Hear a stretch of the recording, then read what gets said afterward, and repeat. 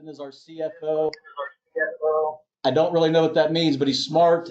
He has been keeping his arms around this, and he'll do a good job of kind of breaking it down and getting you guys started in this path. So with that, again, please mute your phone, and we'll give it to Dustin.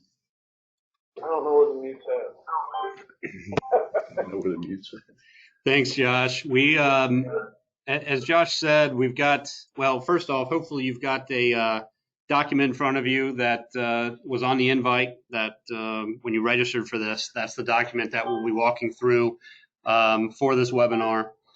As Josh mentioned, we're just trying to give you some highlights here of some of the different legislations and things that the governments have done to provide assistance for individuals, our employees, and us as businesses as we all try to get through this COVID-19 situation.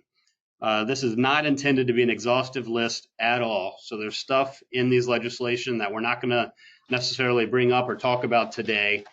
We've tried to pick out the main points that we think are most beneficial to us as an organization and to our customer base. Another thing just to point out, these legislations, many of them are very new. And they are still being tweaked. This document that we're going through now is one that we put together earlier this week, and some things have been tweaked, and some of the information that's in it is not 100% accurate anymore. I will attempt to highlight those things as we go through. Most of the tweaks are just those. They're tweaks. They're not major changes to the legislation. But like I said, I'll highlight them as we go, but keep that in mind. And for that reason, because things are changing, I'm going to echo what Josh said. We're not trying to pretend we're experts in this area. We're just trying to get some information out. So if there are any questions or you find something that might be pertinent to you, definitely reach out to your accountant, your attorney, your banker, whoever the relevant person is. With that said, let's dive in. We're going to focus primarily on two acts that the government has put out. The first being the Families First Coronavirus Response Act, and the second being the Coronavirus Aid, Relief, and Economic Security Act, the CARES Act. The first one, this Family First Act, this was put into or signed into law, I don't know, 3 weeks ago, something like that. But it went into effect yesterday, April 1st. So this is up and going, and if you've not done so, there is some posters and some literature that the Department of Labor is requiring companies to post. So if you've not done so yet, we can get online or we can get you that documentation. You need to hang that up in your businesses and or email it around to your employees so that they see it. But what this does is this requires employees to, well, let me back up. There are two parts to this act, one of which is the Emergency Sick Paid Leave, and one of which is the Extended Family Medical Leave Act. So what this does under the Emergency Sick Paid Leave Act, this requires us as employers to offer up to 2 weeks of paid sick leave to our employees if they fall into one of these 6 qualifying reasons that you can see in the document there. So if they fall into one of those six qualifying reasons, we're required to give them 2 weeks or 80 hours of paid sick leave. If they fall into one of the first 3 buckets, one of the first 3 reasons, which basically applies to them being impacted in some way, shape, or form, then they're required to receive 100% of their pay, up to $511 a day for the time that they're off. If they fall into the second half of those reasons 4 through 6, then they're required to receive 2/3 of their pay, up to $200 a day. So this is a good thing for the employee because they get their money. It's a good thing for us as employers as well because we will receive a dollar for dollar refundable credit back from the government for the wages that we pay these people while they're on this 2 weeks of emergency sick paid leave. And the way we will get that back is a credit that you can take against some of your payroll taxes, namely the Social Security, the employer portion of your Social Security taxes. So come the end of the quarter, any wages that you've paid under this act, you get a dollar for dollar credit on the amount of Social Security taxes that you have to pay into the government. And this is a refundable credit. So if you get to the end of the quarter and the wages that you have paid are more than your Social Security tax that you would have to pay in, the government will send you a check for that difference. So you do get the money back quickly from the government under this act.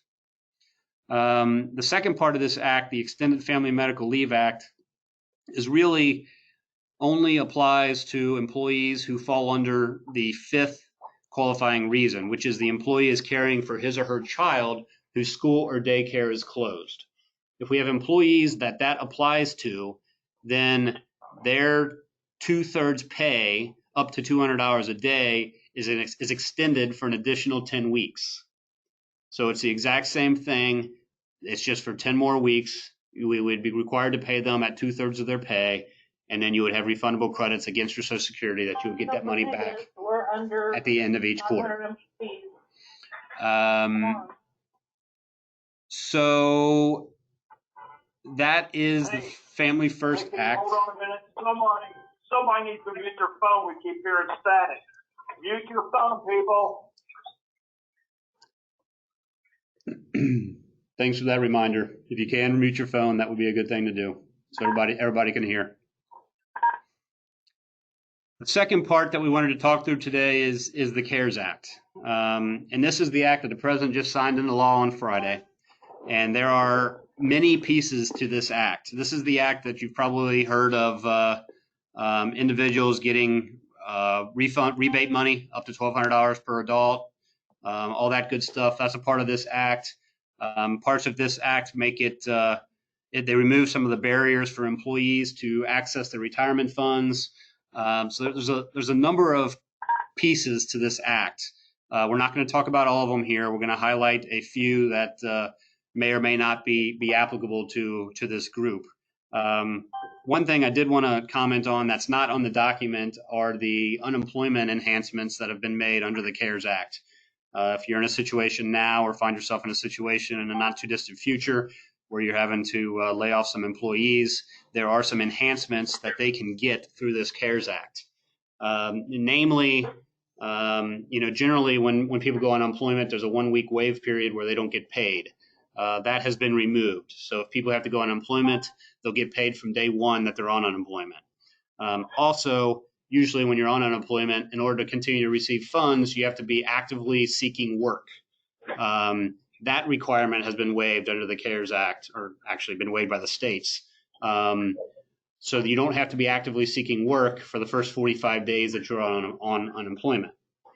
A couple of the other things that the federal government has kind of thrown in to enhance unemployment is now through the end of July, anyone who goes on unemployment, the federal government is allowing you to get $600, allowing the employees to get $600 more per week over and above what the states are giving them.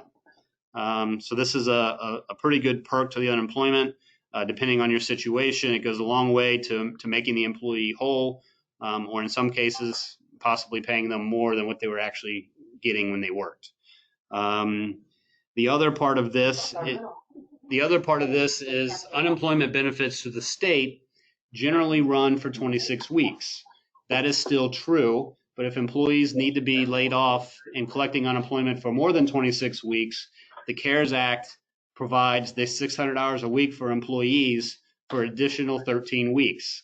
So from week 27 through week 39, the federal unemployment would still kick in at $600 a week, even when the state unemployment runs out. So those are a couple of just unemployment enhancements that have come from the CARES Act that might be relevant depending on everyone's situation. Back to the document then, probably, in my opinion, one of the largest points of this act, and the one that'll be probably most taken advantage of, is this Paycheck Protection Program. This is I'm not going to go too much into this here because some of the pages that follow will go into detail on it. But this is a loan that the government is giving to small businesses to basically maintain as much of your payroll as possible. And like I said, we'll go into detail on that one because I think that's probably the one that's probably of most interest. But before we get there, a few other points that are in the CARES Act. It provides for employers to defer your payroll taxes for 2020. So this again would be primarily the employer portion of Social Security taxes, that 6.2% of your wages. That can be deferred. So any Social Security tax owed in 2020 can be deferred and paid 50% at the end of 2021 and 50% at the end of 2022. So they're basically saying you don't have to pay Social Security taxes in 2020. A couple of caveats on that. If you take advantage of one of these other small business loans that are available that have indebtedness forgiveness in them, then this employer payroll tax deferral does not apply to you. So if you take advantage of the Paycheck Protection Act program, then you cannot do the employer payroll tax deferral. Again, a reminder, if you can, please mute your phone. If you're not able to mute your phone, if you could just keep the conversation to a minimum, we appreciate it. Thank you. The other caveat on the deferred payroll taxes is if you are you need to make sure you're able to make your 50% payments at the end of 21 at the end of 22. Otherwise, the penalties and interest associated with this deferral can be pretty big. That can be a costly thing. So if you're looking at possibly taking advantage of that, be sure you're in a position to make your 50% payment at the end of 2021 and at the end of 2022. The next point in this act is the tax credits for maintaining payrolls during an economic hardship. The government has basically said, look, there's going to be businesses out there who are significantly doing significantly less business in 2020 than they did in 2019. And they've said if you do in any quarter in 2020, if you do 50% less revenues essentially than you did in that same quarter in 2019, then you would be eligible for these tax credits. And the way this works is any employees that you pay, basically, any employees that you keep on payroll, if your business is 50% less than it was last year, you can get a refundable tax credit, again taken against your Social Security, of up to $5,000 per employee. So that means for the quarter, if you pay an employee $10,000, you get 50% of that back in credits, so you get $5,000 back, and essentially the government is paying for half of your payroll at that point if this ends up applying to you. So again, that's something that could be beneficial. It works the same way. You would reduce those wages from your Social Security taxes at the end of the quarter. And again, it would be refundable if you've paid more in than the Social Security taxes that you owe. Similar to the tax deferral that we talked about, if you take advantage of some of these other small business loans that are available to you, then you cannot take advantage of the tax credits associated with the economic hardship provision. So that's something to make sure you keep in mind. The next point is the net operating loss carryback, that is the provision that is included in the CARES Act. Generally speaking, if you were to lose money, you can only use those losses to offset taxes to the extent that you have earned income in the future years. This is allowing us as businesses, if we had net income or net losses through 2018, 2019, or 2020, if you had periods of profit in years prior to that, you can take the losses from 2018, 2019, and 2020 and apply them against your tax returns that you filed in the 5 years prior to that tax year. So for example, in 2018, if you have losses, but you had earnings from 2014, 15, 16, 13, 14, 15, 16, or 17, then you could apply those losses against the earnings for those years, file an amended return, and get a refund back from the government. So if you're in that position, you can look at using some of those losses this year that you were unable to use in years past. That's something else that could be beneficial, get a little extra cash flow into our pockets as small businesses as we all fight through the current situation. The last bullet point in the document here before we go into the Paycheck Protection Act is not a new thing. It's not something that the CARES Act has amended necessarily, but it is something that is being brought to light in light of everything that's going on, and that is the Small Business Association Economic Injury Disaster Loans. These are working capital loans, could be up to $2 million depending on the situation. They can be used to pay fixed debts, to pay payroll, to pay accounts payable. There's really not a whole lot of limitations on what you can use these monies for. They are long-term loans, could be potentially up to 30-year loans to pay that stuff back. They come with an interest rate of 3.75%. But in order to qualify for some of these loans, you do need to be in a situation where your business is struggling to continue operations. The 20% owners of the business will be required to personally guarantee the loan. And generally speaking, the loan would have to be collateralized. That's not always the case, but usually that's the case.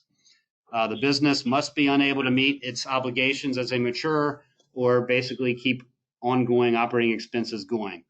And the business and the owners must have used all reasonably available funds or obtained other credits. So basically, if you go elsewhere and you can't get the money that you need, you can turn to this economic injury disaster loan as a potential viable option to receive funds to get you through a short period of hardship time.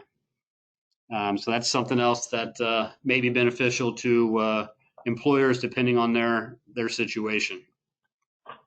So with that, I want to move through the rest of this document, and it gets into a document from the U.S. Chamber of Commerce that summarizes, I think, pretty clearly the Paycheck Protection Act, which is a big portion of this CARES Act.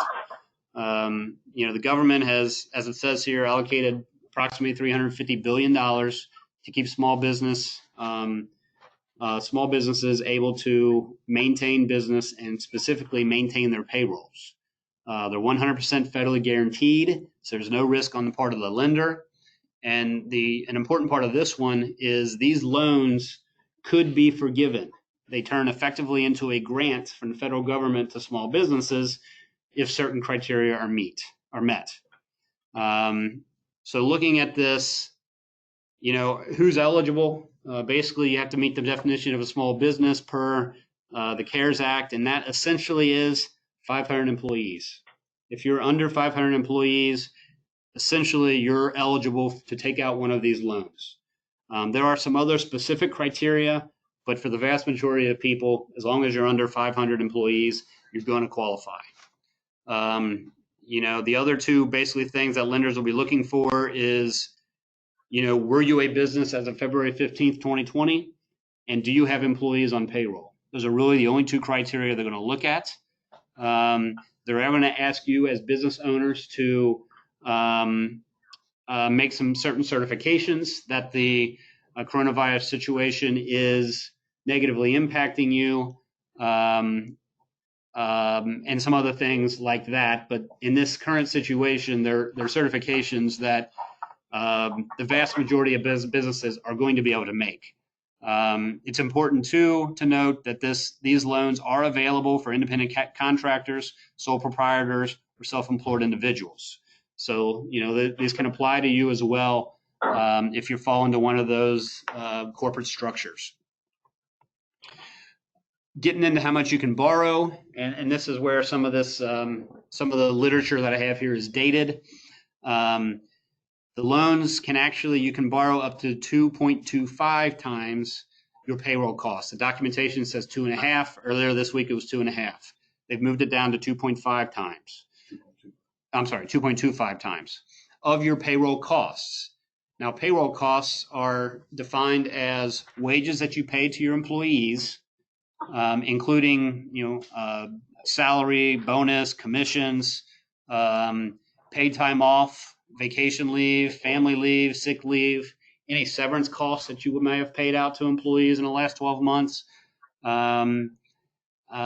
employer costs associated with providing health care benefits to employees will be included as payroll cost. Any employer costs associated with retirement benefits is included. Any state or local costs associated with employee wages, that would primarily be unemployment and workers' comp, would be included as part of wages. A couple of things that are excluded: if you have employees who make more than $100,000, to the extent that they make over $100,000, that is not counted towards the payroll base for the purposes of this calculation. Also, the federal taxes, FICA, Social Security, those types of taxes are not considered part of payroll costs for the purposes of calculating your payroll base here.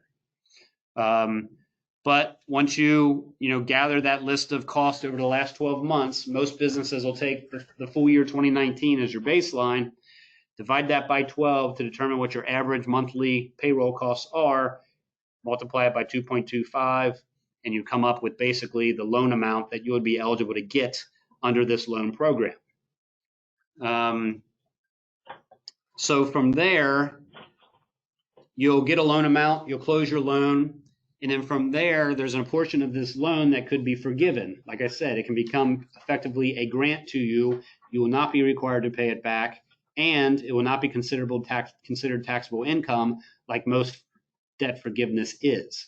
So this is a big deal. And the amount that can be forgiven is this. It's basically the expenses that you have that fall into qualifying buckets for the first 8 weeks after you get your loan. So from the day you close your loan for the next 8 weeks, any expenses that you have for payroll costs, meaning the same definition that we just went over, so those payroll costs, any interest that you're paying on mortgage or other long-term debt, any payments that you're making for renting or other lease costs associated with your facilities, any payments that you're making for utilities over those 8 weeks, all of those costs will be forgiven if you meet the certain thresholds regarding payroll. And those thresholds essentially are if you have the same number of employees and you're paying effectively the same amount of wages to those employees in the period from February 15th, 2020 to June 30th, 2020, then you will be eligible to have your loan forgiven. Now, that needs to be compared to something. For each business, you can make the determination of what your comparison period will be. It is either February 15th to June 30th, 2019, or January 1st to February 29th, 2020. So you can look at your payroll for those 2 periods and look at the number of people that you have employed and the amount of your gross payroll for those periods. Choose whichever one is lower, generally, and that becomes your baseline. And then as long as you have more employees and at least 75% of your payroll dollars that you had during that period, then you're eligible for loan forgiveness on this loan.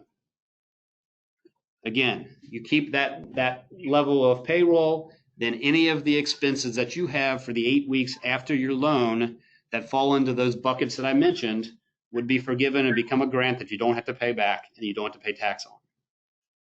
So this is a big deal for a lot of small businesses. A couple of other things. What happens to the amount of the loan that doesn't get forgiven? You basically just pay it back over a normal loan term. Initially, that loan term was 10 years. It's been modified down to 2 years now. So you would pay whatever is not forgiven back over a 2-year period at an interest rate of 0.5%.